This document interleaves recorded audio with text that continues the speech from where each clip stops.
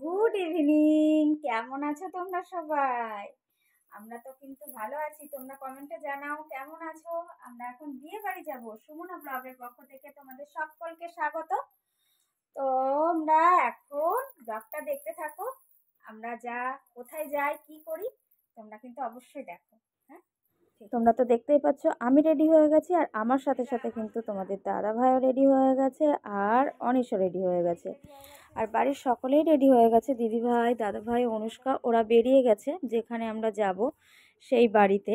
কেননা যাব আমরা একটা বরযাত্রীতে, সে আর পাশেই যে তার মানে যে ছেলেটার বিয়ে হবে সেই ছেলেটার বাড়ি হচ্ছে আমাদের পাশেই।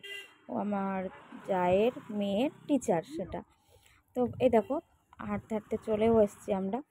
তো এই বিয়েটা আমাদের ছিল শীতকালে। তো আমি যে তোমাদের সাথে শেয়ার করিনি সেটা আমার খেয়ালই নেই।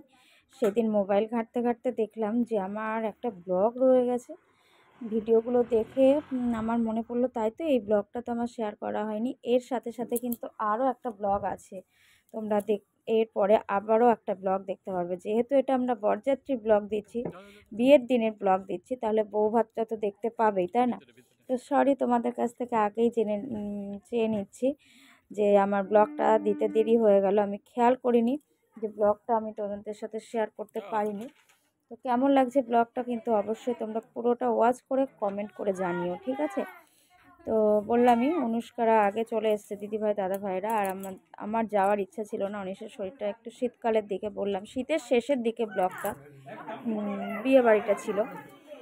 তো অনিশের খুব কাশি হচ্ছিল, ওই জন্য আমার যাওয়ার ইচ্ছাটা একদমই ছিল না। এই দেখো ওকে সোয়েটার পরিয়ে নিয়েছি, জ্যাকেট পরিয়ে নিয়েছি, তোমাদের দাদা ভাইও সোয়েটার গায়ে দিয়ে নিয়েছে। কিন্তু মেয়েদের কিন্তু ঠান্ডা লাগে না, তাই না বলো? মেয়েরা সাজুগুজুতে ব্যস্ত থাকে এতটাই যে তাদের আর ঠান্ডা লাগে না। আর এখানে এসে বেশ মজাই হচ্ছে। অনিশকে টোপর পরানোর জন্য একটা জেঠু ওর চেষ্টা করছে, কিন্তু কিছুতেই টোপরটা পরাতে পারলো না। আর এইদিকে কিন্তু রেডি হচ্ছে, জামাই যে বিয়ে করতে যাবে সেই জন্য রেডি হতে শুরু করে দিয়েছে। ওকে অনেক চেষ্টা করার পরেও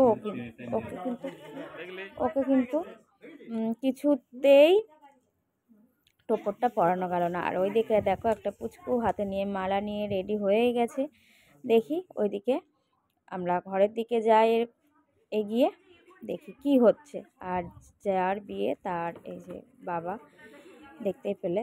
আর এই দেখো দুটো বর কিন্তু বসে পড়েছে বিয়ে করতে যাওয়ার জন্য। নিত বর বসে পড়েছে, আর তার সাথে সাথে তো বর তো রয়েছেই।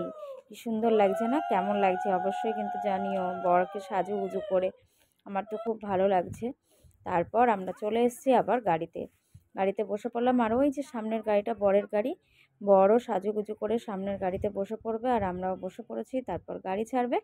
তো কিছুটা দূরেই যেতে হবে আমাদের, খুব বেশি দূরে যেতে হবে না আমাদের। এই যে ঘাটিগাছা পার হয়ে পায়রাডাঙ্গা স্টেশনের পাশেই আমাদের বিয়েটা। তো আনন্দ সহকারে যাচ্ছি, কেননা পায়রাডাঙ্গা মানেই তো বুঝতেই পারছো আমার জন্মের স্থান, তাই না? জন্মের স্থানের কথা শুনলেই তো মনটা আকুপাকু করে ওঠে। সেই জন্য আনন্দ সহকারে যাচ্ছি আমরা। তো দেখো লজের সামনেই চলে এসেছি। মেয়েটার বাড়ি ঘাটিগাছা, কিন্তু ওর লজ ভাড়া করেছে হচ্ছে পায়রাডাঙ্গাতে। সেখানেই দেখো আমরা বাড়ি থেকে নেমে পড়েছি, তত্ত্ব নিয়ে হাতে রেডিও হয়ে গেছি। আর জামাই কিন্তু এখনও নামেনি। কেন বলো তো জামাই এখনও নামেনি? এই যে জামাইকে তো আদর করে বরণ করে নামাতে হবে, তাই না? এ তো আর আমরা নই, তাই না? নেমে পড়বো। নতুন বর বলে কথা, বরকে তো বেশ ভালো করে আদর যত্ন করে বরণ করে নামাতে হবে। সেই জন্য বর কিন্তু এখনও গাড়িতে বসে আছে, আর আমরা তত্ত্ব নিয়ে দাঁড়িয়ে আছি। তো এই দেখো সীতারাম ভবন অনুষ্ঠান ভবন, এইখানে বেশ গেটটা কিন্তু খুব সুন্দর সাজিয়েছে, আর গাড়িটাও কিন্তু আমাদের ভালোই সাজানো হয়েছিল, খুব সুন্দর হয়েছিল। চলো এবার লজের ভিতরে প্রবেশ করি আমরা। তো খাওয়া দাওয়া বলো, বিয়ের জায়গা বলো, আমাদের আছে দোতলাতে। তো সেখানেই আমরা যাব। তারপর চলে এসেছি, চলে এসে যে দেখি বউ কোথায় আছে। বউকে তো দেখতে যাওয়ার ওই যে ঢোকার স্থান পেলামই না। বাইরে থেকে যেটুকু পারলাম ভিডিও করে নিলাম, আর দিদিভাইকে একটু দেখা করে আসলো। এদিকে ফুচকা দেখলে তো সুমনা রাজীব দিয়ে জল থামে না। তার সাথে সাথে আমি একটু কিন্তু ফুচকা খেয়েও নিলাম, সেই ভিডিওটা আর শেয়ার করা হয়নি তোমাদের সাথে। আর তোমাদের দাদাভাই নিয়ে নিয়েছে কফি, তো আমি কফি পকোড়া এই যে দুটো একসাথে নিয়ে আসলাম। তোমাদের দাদাভাই বললো আমি কফিটা নিয়ে আসতে ভুলে গেছি, পকোড়া নিয়ে এসেছি, তুমি একটু কফিটা এনে দাও। তাই আমি বললাম ঠিক আছে, আর অনিশকে একটা দিয়ে দিলাম। তারপর দেখি আর কি কি আছে, সেগুলো তো দেখতে হবে তাই না পরপর। তোমাদের দাদাভাইও কিন্তু ফুচকা খাবে, সেজন্য লাইন দেবে, এখনই দেখবে। আর আমি কফি নিয়ে দাঁড়িয়ে পড়েছি। তার সাথে সাথে কিন্তু টিফিনে চলে এসছে আমাদের। এই দেখো টিফিন এসছে, খাবো বলে কি, ডিনারটা করব বলে কি টিফিন কি ছাড়া যায় নাকি?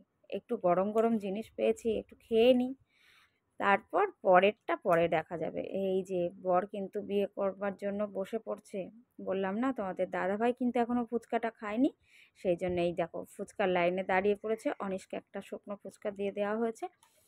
তারপর কি, এবার তো ভারী পেট পুজোটা করার দরকার তাই না? এগুলো তো হলো হালকা ফুলকা, ভারীটা না করে আর কি বাড়ি চলে যাওয়া যায়? সেটা কিন্তু একদমই না। বিয়ে বাড়িতে এসেছি, সাজুগুজু করেছি। বিয়ে বাড়ির আসল মজা কি বলো তো? অনেক দিন থেকে যে ওয়েট করে থাকি আমরা, যে আত্মীয় পরিজনদের সাথে দেখা, খাওয়া দাওয়া, সাজুগুজু, এগুলোই আমাদের বিয়ে বাড়ির আসল মজা। আর তোমাদের দাদাভাই বসেছিল অন্য টেবিলে, আমি, অনুষ্কা, দিদিভাই আর অনিশ এগুলো বসেছিলাম একটা টেবিলে। দেখো তোমাদের দাদাভাই প্লেট কিন্তু পরিষ্কার তাই না? আর আমি খাচ্ছি তখনও এই যে সন্দেশটা খাচ্ছি। আর অনিশার হাতেও সন্দেশ নিয়ে বসে পড়েছে, বেশ তুলে তুলে দেখাচ্ছে। তোমাদের দাদাভাই সামনের টেবিল থেকে ভিডিও করছে। তো খাওয়া দাওয়াটা বেশ ভালোই হলো। এবার হাতটা মুছে নিয়ে চলো এবার কোথায় যাওয়া হবে দেখি। আইসক্রিমটা হাতে নিয়ে নিই, আর পানটা দেখি কোথায় দিচ্ছে, পানের জায়গায় আমরা আবার যাই তাই না? সব কিছু খাওয়া হলো, আর পানটাই বা কেন ছাড়বো, তাই তো? তো চলো দেখি কি পান দিচ্ছে সেগুলো। আর উঠে এসে দেখি কি না, 7 পাক ঘুরছে বউ। তো এখানে একটু দাঁড়িয়ে পড়লাম, বিয়েটা না দেখলে একটু হয়? শুধু খাওয়া দাওয়া করলে হবে? বিয়েটাও তো দেখতে হবে তাই না? দেখো বর কিন্তু বাবার পা ধুয়ে দিচ্ছে, এটা বেশ ভালোই লাগে তাই না বলো? এই তো একদিনই, তারপর তো আবার কি না কি হয়ে যাবে। এই যে আইসক্রিম নিয়ে, বিয়েটা দেখে এসে আইসক্রিম নিয়ে দাঁড়িয়ে পড়েছি, যে আইসক্রিমটা খেতে থাকি, তারপর বাড়ি যেতে হবে না? অনেক রাত হলো, বললাম না সবার শেষে কি আছে? পান।